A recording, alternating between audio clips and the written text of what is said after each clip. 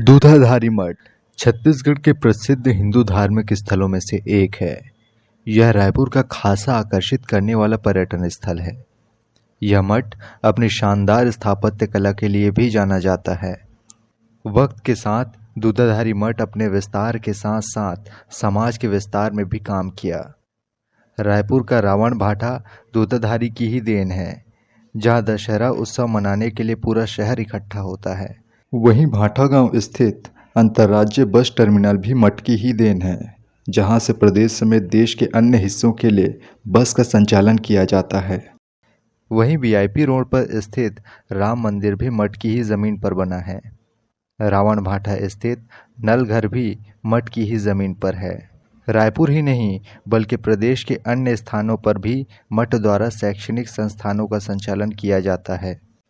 बात करें दूधाधारी मठ के इतिहास की, तो महाराज बंद तालाब के पास हरे भरे पेड़ों के बीच बलभद्र दास अपनी कुटिया में रहते थे। बलभद्र दास का अधिकतर समय उनके इष्ट हनुमान की भक्ति में निकलता था। वे गाय के दूध से हनुमान का अभिषेक किया करते थे और उसी दूध का सेवन करते थे। अन्य कोई आहार नहीं लेते थे। मठ की स्थापना बलभद्र दास ने की थी।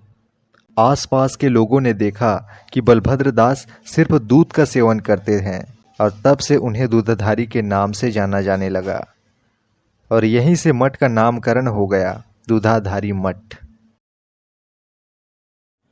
मठ की सीढ़ियां चढ़ते ही सामने मोटी लोहे के सलाखों से बने मंदिर का मुख्य द्वार है, जिसके ऊपर लगे सफेद मार्बल में लिखा है श्री दूधाधारी मठ, स्थापित संवत 1610 यानी सन 1554। मठ भले ही ब्रिटिश काल से पहले स्थापित हुआ था, लेकिन आज दिखाई देने वाले मठ का निर्माण ब्रिटिश काल में हुआ था, जिससे मंदिर को बाहर से देखते ही मन में ब्रिटिश काल की झलक सामने आ जाती है। यूं तो मठ में बलभद्र दास के बाद कई महंत हुए, जिन्होंने मठाधीश का पद संभाला। उन्हीं में से एक थे महंत वैष्णव दास, ऐसे महंत जो स्वतंत्रता की लड़ाई में जेल भी गए। उस समय ऐसा कोई भी निर्णय लेने से पहले मठ संगठन की सहमति लेना जरूरी माना जाता था। वो महंत वैष्णव दास ही थे जिन्होंने महिला उच्च शिक्षा के लिए एक बड़ा कदम उठाया था। इन्होंने ही रायपुर में डीबी महिला महाविद्यालय और संस्कृत महाविद्यालय की शुरुआत की। मुख्य द्वार पार करने पर ऊपर में देखे तो लकड़ी का स्तंभ छत को संभाल रहा है, जिसके बाद मुख्य द्वार से भी बड़ा दरवाजा बना है जो लकड़ी का है। उसे छूने मात्र से आपको उसके भार का अंदाजा हो जाएगा। लकड़ी का दरवाजा पार करते ही एक सीध में छोटे छोटे मंदिर है, जो कि वहां बन रहे महंत के चिन्ह हैं, जिन्होंने मठ में अपनी सेवा दी है। इन छोटे मंदिरों से जरूर मुख्य मंदिर का मुख छुप जाता है। भगवान के दर्शन इनको पार करने पर ही होता है। मंदिर प्रांगण में मुख्य 3 मंदिर हैं। सबसे बड़ा राम जानकी मंदिर, उसके बाद श्री बालाजी मंदिर, अंत में सबसे छोटा पर सबसे मुख्य हनुमान मंदिर। हनुमान मंदिर सबसे पहले बना था, इसलिए सबसे छोटा है। यही हनुमान दूधाधारी मठ के इष्ट देव माने जाते हैं। राम जानकी मंदिर का निर्माण पुरानी बस्ती के दाऊ परिवार द्वारा किया गया था, जिसकी मूर्ति निर्माण हेतु पत्थर राजस्थान से मंगवाए गए थे। वही श्री बालाजी मंदिर का निर्माण नागपुर के भोसले वंश द्वारा कराया गया था।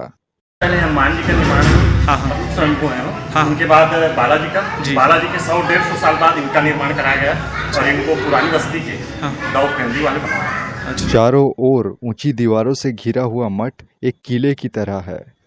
उन दीवारों के ऊपर जाने की सीढ़ियां भी है, जिसे देखकर ऐसा लगता है मानो पुराने समय में दीवारों के ऊपर निगरानी की जाती हो। मठ की महत्ता को और बढ़ाते हुए मठ प्रांगण में पुराना कुआं भी है, जिसका उपयोग आज भी किया जाता है। इन सब के अलावा मठ में एक छात्रावास भी है, जहां विद्यार्थियों को रहने खाने की सुविधा निःशुल्क दी जाती है। मठ की एक खासियत यह है कि यहाँ 2 रसोइया है, एक सीता और दूसरा अनुसुईया। सीता में सुबह का खाना बनता है तो वहीं अनुसुईया में शाम का। यहाँ आज भी बड़े बड़े चूल्हों में खाना पकाया जाता है।